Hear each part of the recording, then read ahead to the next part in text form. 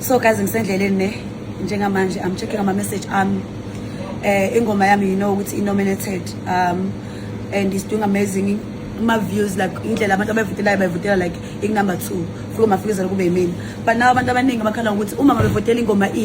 uma ngabe message sibuya feedback